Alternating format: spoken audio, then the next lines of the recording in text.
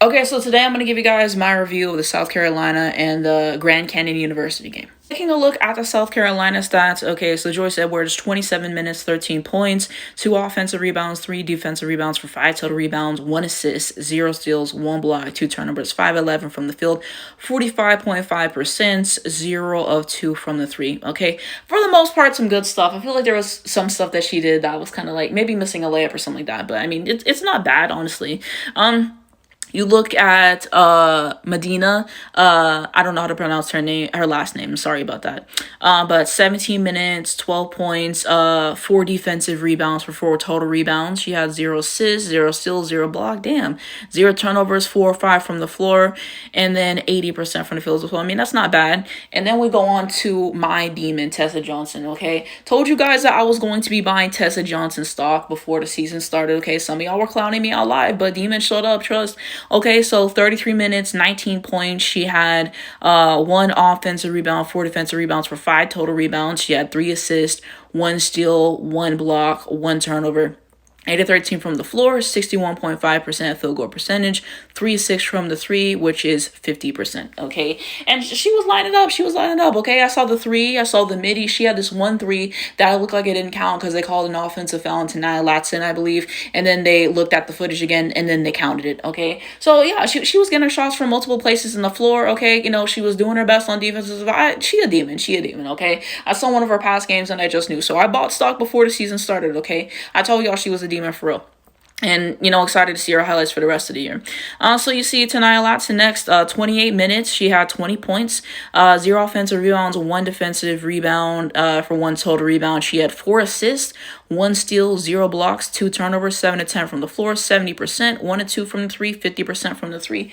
So yeah, as you can see, she played well. Okay, the stats show it all. Whenever you play 28 minutes, you got 20 points. You know, she was stuffing the stat sheet, so she played well. This is what she was brought here to do, is put points on the board, and that's exactly what she did. Raven Johnson, so she played 26 minutes, 11 points, 0 offensive rebounds. I believe that is 8 defensive rebounds for 8 total rebounds. She had 7 assists. She had 3 steals, 0 blocks, 1 turnover, 4 of 6 from the floor, 66.7%, 3 of 5 from the 3 for 60%.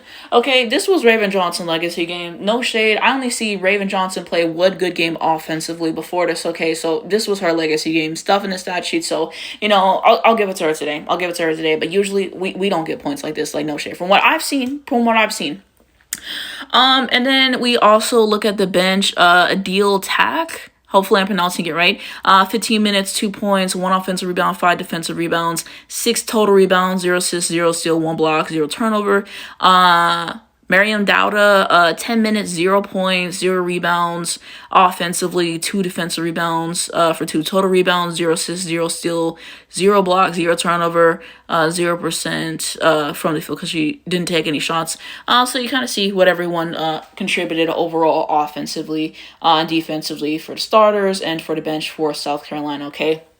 It's worth noting that there are some injuries to Chloe Kitts. Ashton Watkins will not be playing the season and everything. So yeah, always wish everybody the best in regards to their recovery and everything. One of my friends kind of predicted that the starters are going to be playing a lot of minutes, and I would tend to agree with that, okay? So that's just the box score for South Carolina. And then here is what the Grand Canyon players contributed, okay? So I'll go over the points at least for the very least, and you can read all the other stats. But Jeffries, you got 11 points. Griffiths, 0. I can't see the full name. Sifa, maybe, 6 points. Chloe, 15 points. Juliana, 2 points. And then you see the bench, which Douglas was actually good from the bench, 16 points. So, you know, there you go. Now we go on to one of my favorite categories for these games. So the total stats. Okay. So from the field, I think GCU was 17 to 62 from the floor, which is just dreadful. And then we look at field goal percentage, 27.4, I believe. 7 of 34 from 3 is insane. Why take that many threes? 20.6% from the 3-point line, 13 to 17 from the free throw line, 76.5% free throw percentage, rebounds 31, total rebounds, offensive rebounds 12, defensive rebounds 19, assists 6, steals 3, blocks 3, total turnovers 17 points off turnovers 10, fast break points 2, points in the paint 18, fouls 26, 0 technical fouls, and never had a lead in this game. Okay. Now we look at the South Carolina side, okay? 34-57 from the field, 59.6%, which is pretty good. From the 3, 9 to 19, 47.4% from the free throw line. They are 17 to 25. From the free throw percentage, you get 68%. Rebounds, 38 total rebounds, only 5 offensive rebounds is dreadful. You got to box out for that. The defensive rebounds, you see 33 defensive rebounds, which is huge.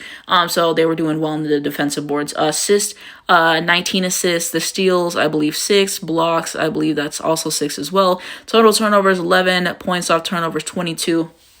And then we see I believe fast break points is at 32, and then points in the paint 40.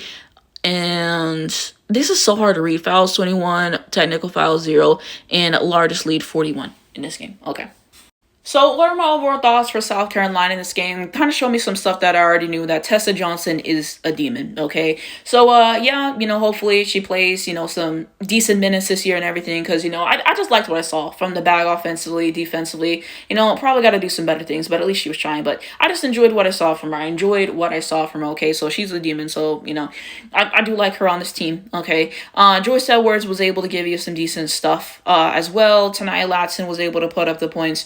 So I feel like those 3 probably stood out the most to me from this team. Raven Johnson, like I said, I feel like this was a legacy game, because usually it don't be like this, like no shade.